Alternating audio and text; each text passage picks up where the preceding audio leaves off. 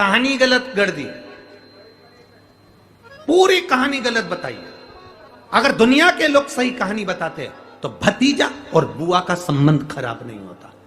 कहानी गलत थी ना। लोगों ने कहा, हिरण्यकशिपु ने अपनी बहन से कहा, बहन तू अपने भतीजे को गोदी में रखकर बैठ जा और चादर ओढ़कर बैठ जाना, तू बच जाएगी, तेरा भतीजा जल जाएगा। तो बुआ भतीजे को जलाने के लिए गोदी में लेकर बैठी। बोलो सही है कि गलत है? लोगों ने कहानी गलत बताई। होलिका, लोगों ने कहा उसने अपने भतीजे को जलाया। पहले तो होलिका का नाम तो निकालो कि होलिका का नाम क्या है। कथा वालों ने कह दिया हिरण्यकशिपु की बहन थी होलिका, वो अपने भतीजी प्रहलाद को गोदी में लेकर बैठ गई। वो प्रहलाद को हाथी के पांव के नीचे डाला, खोलते तेल में डाला, अग्नि में डाला, इसमें डाला, उसमें डाला, नहीं मरा। आखिरी में अपनी बहन से कहा होलिका तो अपने भतीजे को गोदी में लेकर बैठ जा। पहले उस होलिका का असली नाम तो लाओ, जिस होलिका का नाम विष्णु पुराण में ढूंढा लिखा है। क्या नाम लिखा है? ढूंढा। होलिका का असली नाम लिखा है विष्णु पुराण में ढूंढा। इसलिए आज भी होली में लकड़ी नहीं जलाई जाती, मोटे मोटे ढूंढ जलाए जाते हैं, क्योंकि उसका नाम ढूंढा है। और ढूंढा बैठी अग्नि में, भतीजे को गोदी में लेकर बैठ गई। उसके पास में एक ब्रह्मा जी की चादर थी, जिसको ओढ़ कर बैठ जाती थी तो आगी में जल नहीं सकती थी। ढूंढा ने देखा चारों तरफ से आगी लग गई, मेरा भतीजा जल जाएगा। तो बुआ को लगा मेरा भतीजा जल जाएगा। बुआ वो होती है जो दुआ देती है, बुआ कभी बद्दुआ नहीं देती है। और ढूंढा ने अपनी चादर को उतारा, आगी चारों तरफ से लग गई। बुआ को लगा मेरा भतीजा जल जाएगा, तो अपनी चादर उतार कर अपने भतीजे पे डाल दी और बुआ खुद जल गई, पर अपने भतीजे को नहीं जलने दिया। ये कथा है, पर लोगों ने उसको पूरी पलट दिया, पूरा पलट दिया। बुआ कब जलाई अपने भतीजे को? आप में से इतनी सारी बुआ बैठी हैं, कभी अपने भतीजे को अपशब्द कहा? कभी अपने भतीजे को श्राप दिया? कभी अपने भतीजे को बद्दुआ दी? नहीं।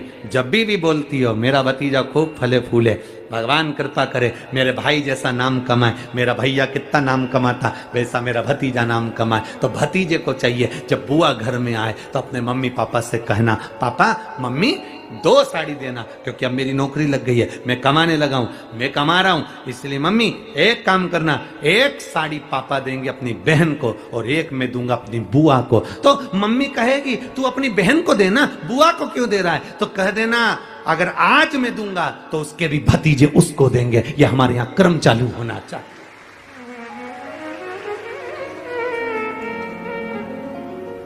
पर करे क्या? 4 भाई 1 साड़ी बहन को जब देते हैं पैक करके, पूरी पैकिंग,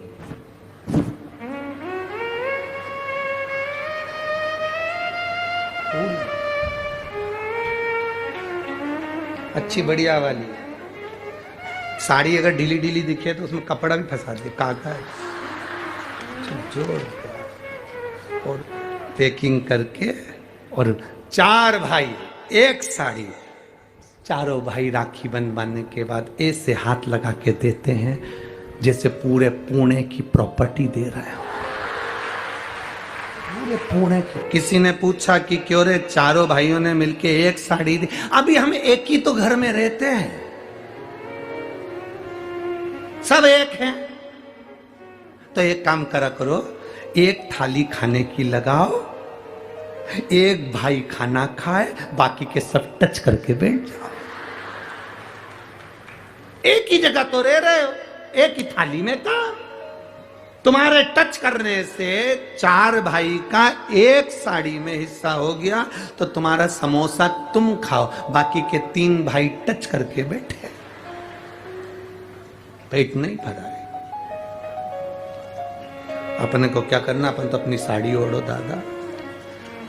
गुरुजी, ओ गुरुजी, हमने कहा क्या है, सारे त्योहार फीके हो गए, होली आ रही है लगी नहीं रही कि होली जैसा है, दिवाली आती है तो लगता ही नहीं कि दिवाली जैसा है, राखी आती तो लगता ही नहीं राखी जैसा है, सारे त्योहार फीके हो गए गुरुजी। हमने कहा त्योहार फीके नहीं हुए, त्योहार का कलर फीका नहीं हुआ, त्योहार का रंग फीका नहीं हुआ है, बस त्योहार वही है, गुलाल वही है, मिठाई वही है, गुजिया पपड़िया वही है, खुरमे चकरी वही है, पपड़िया वही है, गुजिया वही है, इंसान वही है। बस बाजार में से जो रौनक समाप्त नहीं हुई है, रौनक आपके भीतर की समाप्त हो गई। आपके भीतर इतनी ईर्ष्या भराती गई, इतनी ईर्ष्या भराती गई, इतनी ईर्ष्या भराती गई कि वो ईर्ष्या के कारण, उस अहंकार के कारण, उस अहम के कारण तुम एक दूसरे से मिलना पसंद नहीं कर पाते। पहले के लोग कहते थे हमारे यहाँ जब होली होती थी इतने लोग आते थे, मिलने जाते थे, गुलाल लेकर जाते थे। आजकल तो कोई दिखता नहीं है। कारण केवल इतना सा है, तुम्हारा अहंकार, तुम्हारा ईगो, तुम्हारा अभिमान तुम्हें अपने घर से बाहर नहीं निकालता। तुम घर से बाहर नहीं निकलते अपने अहंकार के कारण, अपनी काया के कारण, अपनी अभिमतता के कारण। आप दूसरे से मिलना पसंद नहीं करते। जरा सा कोई ने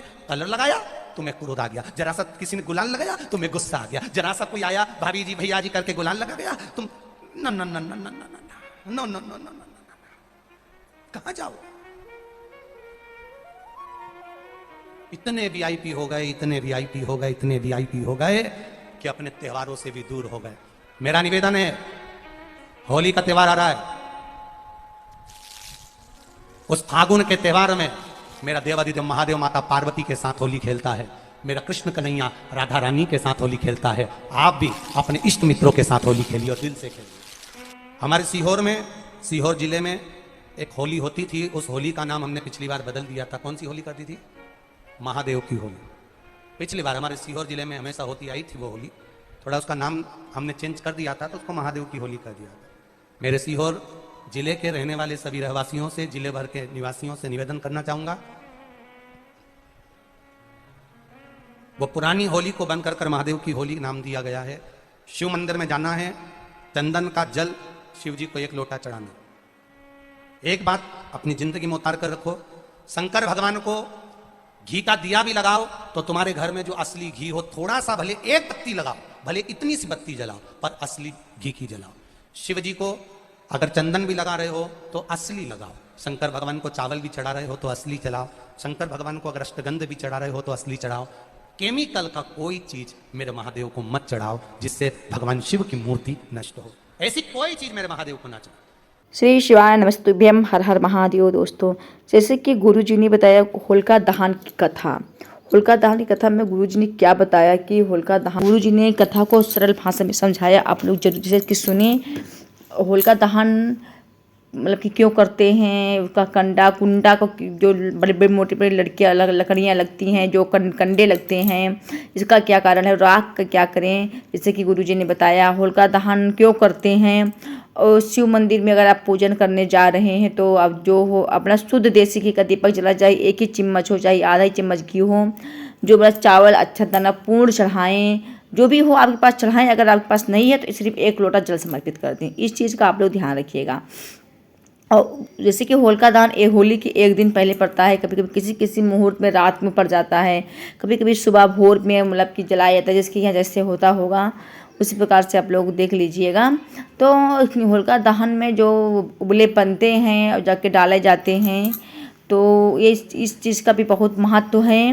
मैं अपने नेक्स्ट वीडियो में डालूंगी, आप लोग देखिएगा क्या इसको कैसे मतलब बनाना चाहिए, कैसे क्या करना चाहिए। आप लोग हमारे साथ जुड़े रहिए, लाइक कमेंट शेयर करते रहिए। अगर आप लोगों को वीडियो उपयोगी हो वीडियो तो आप लोग इसको शेयर कर दीजिएगा। दोस्तों, लाइक कमेंट जैसे हमने पहले कहा करते रहिएगा। अगर आपको किसी प्रकार का उपाय चाहिए शिव महापुराण का, या आपको रेगुलर जो पूजा पाठ करना है, सोमवार का पूजा कैसे करना चाहिए, घर में अगर शिवलिंग है तो, और मंदिर में जाना है तो किस प्रकार से हमें सामग्री ले जाना चाहिए, किस प्रकार से हमें शिव मंदिर को रोज़ पूजा करना चाहिए, साफ़ सफाई, आप किसी भी रिलेटिव आप वीडियो अगर आप पूछेंगे तो मैं कमेंट में आप लोगों को ज़रूर बताऊंगी। मुझको भी पता चल जाएगा आप लोगों को किस टाइप का वीडियो आप लोगों को चाहिए, मैं उसी टाइप का वीडियो अपलोड करूंगी। आप लोग प्लीज़ आप लोग ज़रूर वीडियो को शेयर करिए, और वोट का आप लोगों के प्यार का मैं हमेशा आभारी रहूँगी। और आप लोग ज़रूर करिएगा। अब आप लोग करेंगे तभी हम कुछ कर पाएंगे। आप लोग जैसे भी चाहेंगे मैं वैसे वीडियो अपलोड करूंगी। आप लोग जरूर कमेंट में पूछिएगा प्लीज़, तो हमको भी कुछ मालूम पड़ जाता है, नॉलेज हो जाता है कि आप लोगों को इसी टाइप का वीडियो चाहिए। चाहे शिव महापुराण का उपाय हो, चाहे आपको रेगुलर पूजा पाठ करने का हो, तुलसी मैया का पूजन हो, एकादशी का पूजन हो, प्रदोष का पूजन हो, शिवरात्रि का पूजन, जो भी पूजन आपको भी सोमवार मंगल व्रत करते हैं आप, तो किस प्रकार पूजन करना चाहिए आप लोग जरूर पूछिए कमेंट में। हर हर महादेव। श्री शिवाय नमस्तुभ्यम।